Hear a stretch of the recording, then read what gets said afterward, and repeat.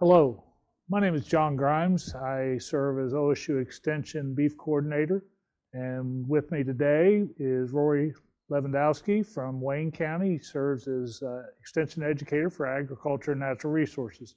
And Rory, I'm glad you're with us today. I think we've got a very important topic, at least it's timely, with especially what's going on today, nice steady rainfall. What we're going to talk about today in this video are options for improving damaged pastures. And I would say most any beef or dairy producer around the state's probably experiencing this to some degree, Rory. And so I guess my first question to you is, in your opinion, what's the status of permanent pastures around the state and as we move into the spring?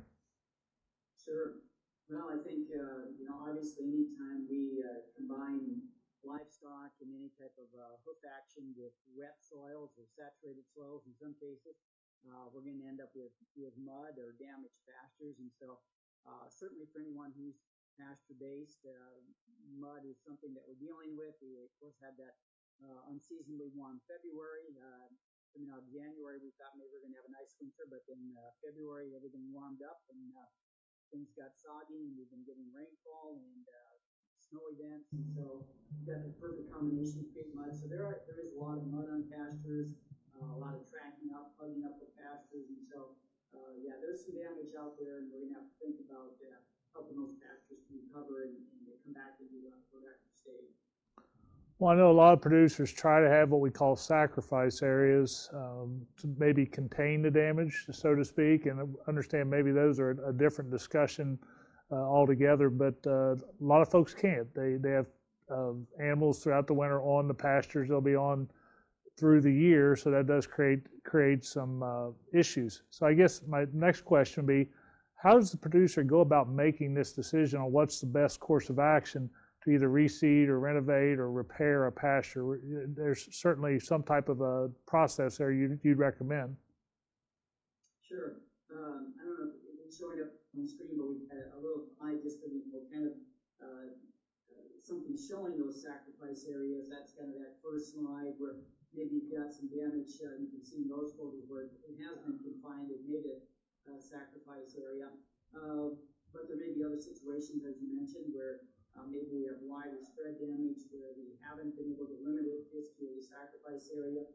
So then we start thinking about things like what might be those options. And so really, I think we're looking at two basic options here. One is what we might call natural restoration, or let Mother Nature take care of it. And certainly something's going to grow back. When you get into the growing season, something will come back in those pastures. So the pro on just letting it go and moving out of that area is that you're not going to put any additional cost in it, and something is going to grow back. Now, the cons of that is, how much time is it going to take? What level of productivity will come back in an area? Especially thinking back to some of those first photos that we showed, things are really beat up and really torn up at a severe level of disturbance. That level of productivity may not be good. And then the big question is, what's going to come back if we just let, again, Mother Nature take care of it? And that may really have a lot to say about what state that pasture was in before. If it was a nice thick sod before where you had a lot of desirable species, you may get some desirable species coming back. If you were feeding hay in that area that did not have a lot of weed seeds in it and was just maybe you're dropping orchard grass or fescue seeds, that may be what comes back. But if you were feeding hay in those areas that had a lot of weed seeds, you're going to get weeds coming back. And naturally, when we see disturbed areas, we think about some of our summer annuals coming back, our pigweed species. We think about our barnyard grasses, and some of those types of grasses coming back certainly may not be desirable. So then the other option is really to look at, we go in there and we intervene, and we put some seed in, we do some planting. And so certainly the pro of doing that is we can come back with maybe some increased productivity, maybe a little bit sooner. We're going to maybe get some improved, our desirable species in there. It's an opportunity to introduce some new genetics in there. The con, of course, is that it's going to take some time. We're going to have to put some effort into it, and we're going to have to put some dollars into doing that, whether that's seed and possibly, depending again on our soil, maybe lime or fertilizer as well. I think that old adage about be careful what you ask for, if you choose not to do anything, you really are making a choice, and you may not like the results. If you're not in control and you let Mother Nature make the decision, my biggest fear would be the weed population. No matter how you fed hay or whatever, like you said, Mother Nature will compensate. She'll bring in something, whether it's the same species or something different. So that would be my concern. So if we agree that there has to be something done man-made, let's just say, okay, we're not going to let Mother Nature be in control. We're going to do something about this.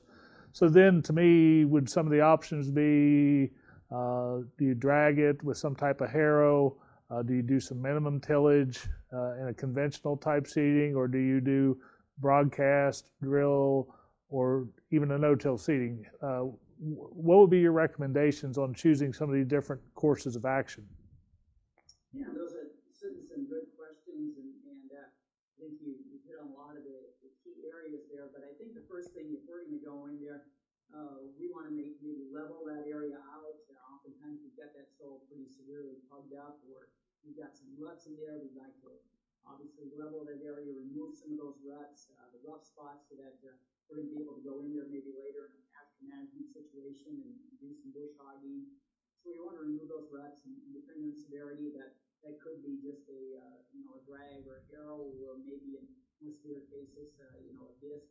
But if we're going to do that, again, we have to be cognizant of how wet that is. We don't want to take a disc into a really wet area and it becomes a great compaction. So we want to do it in the soil suitable to doing that. Then after that, I think we begin to evaluate that area and look and see, well, if there's some sod base that's still present, if it hasn't been torn up excessively, we still have some sod base, but it's just kind of rutted up. Then we're going to really look at putting seed down. We're going to use a no-till drill, something that can get in through that sod that's remaining, place the seed where it needs to be. In those severe cases where there isn't any sod base left, again, kind of going back to that earlier photo I showed where everything's really ripped up after we've leveled it off, it's really going to be essentially a prepared field at that point. And then we look at either a conventional drill or a broadcasting actually could work in that situation if we follow it with a cultipacker. So we firm it up and get some good seed soil contact. If we're going to broadcast, again, a recommendation might be to broadcast maybe half of the rate in one direction and then come back in the other direction with the other half rate.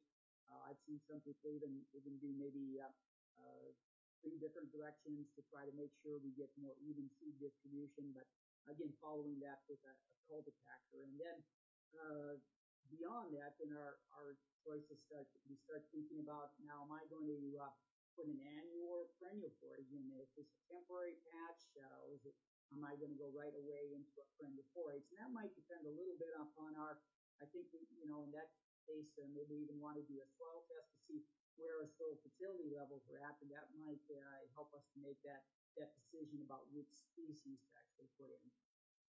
And that kind of leads us to the next question. I mean, what we've just talked about, or you've discussed, is the method of seeding, but then we have to get into the critical decision about what type of forage, and you hit on it, whether it should be an annual or a perennial. We talk about seeding rates. This isn't, hopefully, I would say we're mostly looking at the repair, not total renovation scenario. So maybe that alters your philosophy on seeding rate.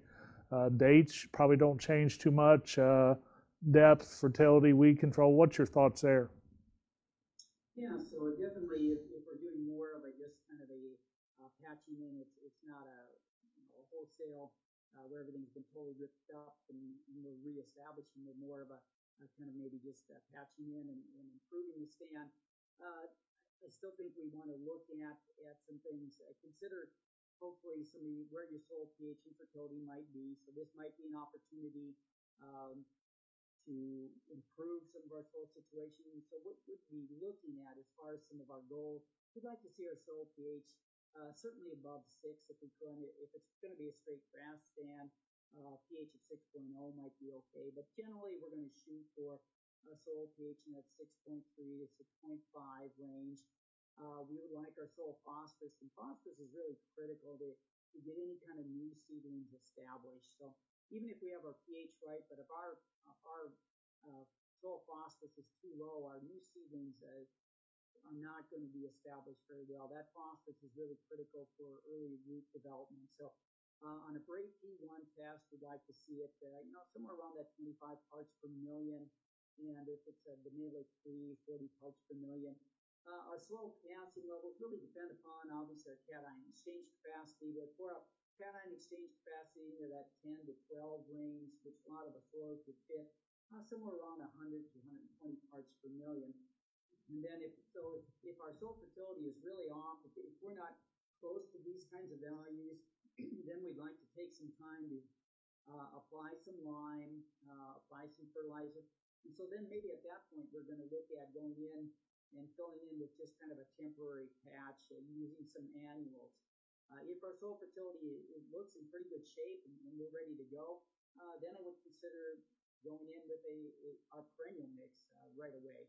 So taking a look at where we're at and not only the extent of damage to the pasture, but where our soil pH and fertility are at, will kind of lead us into that step on, are we just putting a temporary patch while we wait for fertility to come back up to speed, or are we ready to go right into a perennial mix? You think about our typical grass or forage mixes in the state. Our cool season grasses, primary pasture grasses would be orchard grass or fescue. I know some people do have timothy, but that's probably, I consider, more of a hay type grass. And then, of course, your legumes. But if you're needing a quick repair, I would say annuals are an option. Some of your rye, oats, things like that. I'm not sure this is the time to get too fancy. You want to kind of stay with tried and true materials, wouldn't you say?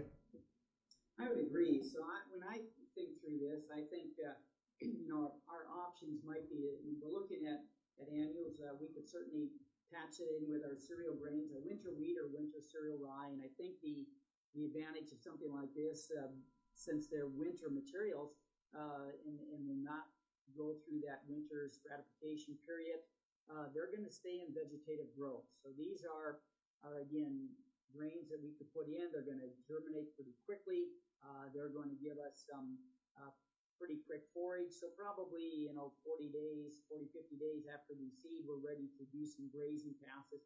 And again, I would look at this if we have to amend our soil pH or fertility. That might be some good options.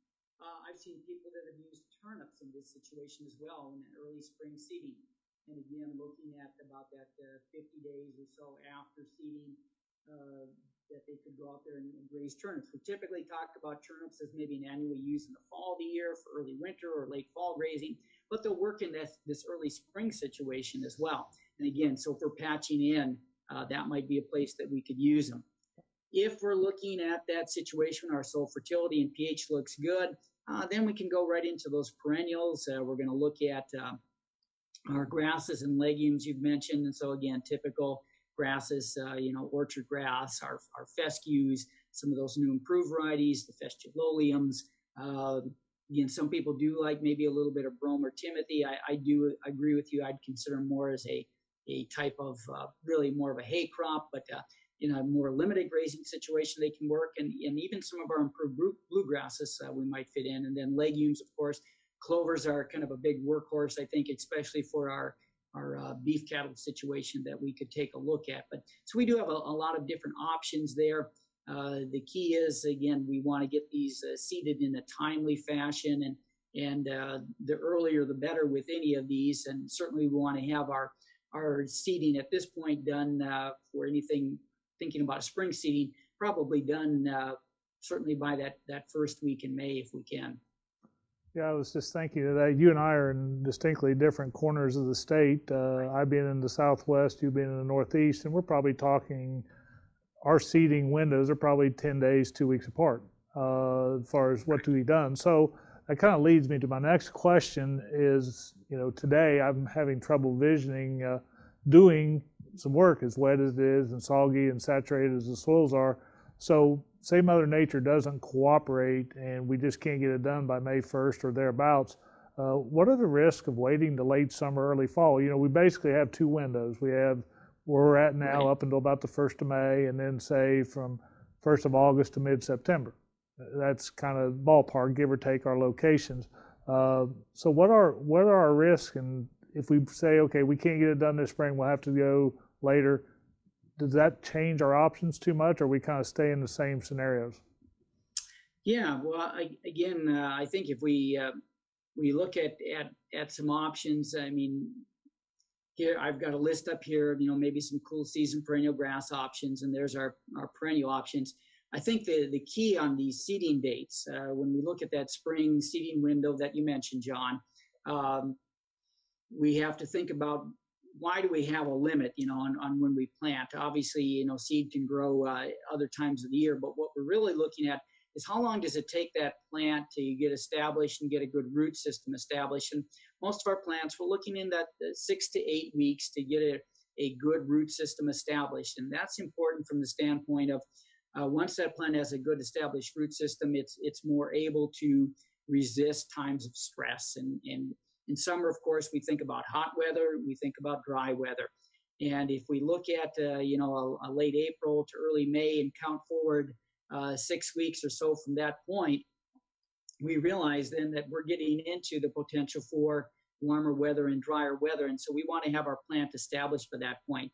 If that plant is, we're planting it in June or mid-June, something like that, and we count 6 weeks ahead, that plant could be under stress before it has a root system established, and then the likelihood of it persisting in the stand, really that likelihood goes down. So it's really a risk management or why we have these establishment dates.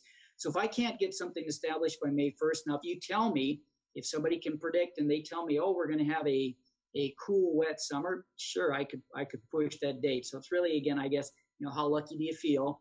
What do we know about? But if I think we're going to have a normal summer with typically with things turning hotter and drier as we approach the end of June, then I want to make sure that I've got those seeded by end of April, beginning of May at the latest. And if I can't, then maybe that's where I fill in, go back to some of those annual crops that I could fill in with. Or I might go with a warmer season annual like a sorghum sedan grass and fill that in, and then wait for my next window, which would be in that August time frame, late summer. So then I count ahead 6 to 8 weeks from there. Things are cooling down. I've got that root system established before I go into when soil begins to cool down and I don't get any more growth. So that's kind of the way we work those seeding dates and thinking about maybe the process of thinking through that decision. I think those are great points. I would say my biggest concern would be if it's really rutted up and it's rough surface this time of year and you just can't get it done by the 1st of May, any projects that you do to smooth the surface out will get tougher the drier the soil gets. Drags probably won't be as effective in August, early September than they would be, say, over the next few weeks. But at the end of the day, I think we all know who's in charge, Mother Nature, and we'll just have to be flexible with our plans and deal with the hand that's given to us. So I think you've brought up some great points today. Are there anything else before we wrap this up that you think we haven't touched on or you would like to emphasize?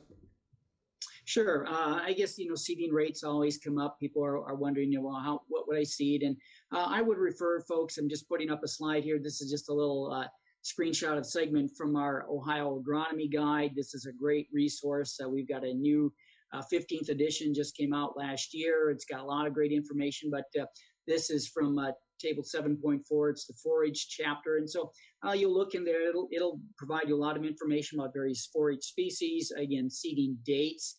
This is a table that gives you seeding rates. And so oftentimes in a pasture mix, we don't want just, one variety.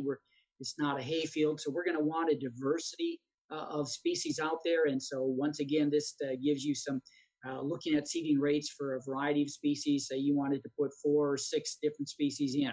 Well, this gives you kind of a proportional seeding rate. So you can take a look at that. And I guess that's the other point we'll kind of mention here too. In a pasture situation, consider going with a diversity of species. So add 3 to 4 different grasses, add 2 or 3 different legumes into that mix. That diversity is good, especially when we manage our pastures under a good rotational grazing management scheme. Looking at that chart, would you look at more of those percentage type situations, say anywhere from 1/4 to 3/4 rate? Do you see unless it's a total sacrifice area, you probably don't recommend a full rate in those type of projects. Right, that's correct. I think we're going to do better with diversity. So yeah, we're probably looking at maybe some of those quarter rates in some cases between that quarter and eighth rates, depending on the number of species you throw into the mix. And so, I'd encourage folks to take a look at this, talk to their seed reps about some mixes. A lot of these companies have good pasture mixes out there now that have good blends in them. Talk to your county extension educator. They can help give you some guidance. The agronomy guide is a good resource. So there's a number of great resources out there, but at the end of the day, we want to think about, how are we going to manage these things? And remember, again, our plants need that 6 to 8 weeks to really get a root system established. So as they're coming up, maybe after about that 6 weeks, we may want to do just a light grazing pass where we're just kind of topping the grasses. We don't want to chew them down too hard. Open up a little bit, get some sunlight down into that canopy and allow the legumes then to be expressed. And then after we do that light grazing pass, give it some recovery time and then begin to work into more of a conventional rotational grazing scheme after that. Well, I think it's been great information. I guess as I evaluate our own operation, I think about what would make me make a decision, do a renovation. I try to visualize, okay, what's it going to feel like when I'm taking a bush hog or a manure spreader or a four-wheeler across it? Am I going to go have to see the dentist afterwards from being so rough? But I think it's not a one-size-fits-all decision. I think you have to be honest with your situation and your need of production. Like you said, if you choose to do nothing, something will come back. It just may not be as productive as you'd like it to be. So anything else today before we wrap up here? Again, I think we've covered a lot of good things. I'd agree with your comments. Take the opportunity to go out there in those really severely rutted up areas, smooth things out so that it's going to make your management then afterwards a little bit easier. Assess where you are as far as your situation, whether you need to do total replant, whether you're patching in, and that leads you then into what type of equipment you may want to seed with. Take a look at soil fertility. That may help you make some decisions. Are you looking at a temporary patch or do you go into that perennial forage right away? But again, there's some good opportunities, I think, to move some new forages in. So yes, we've ripped up some of our pasture, we've done some damage, but there's also an opportunity now to introduce some new genetics into our pastures. And those new genetics, by and large, are a lot more productive. And so that's an opportunity as well. So let's take a moment to think about it in that way. Rory, thanks a lot. Again, today we've been visiting with you about options for improving damaged pastures. Again, I want to thank Rory Lewandowski from Wayne County, Extension Educator there.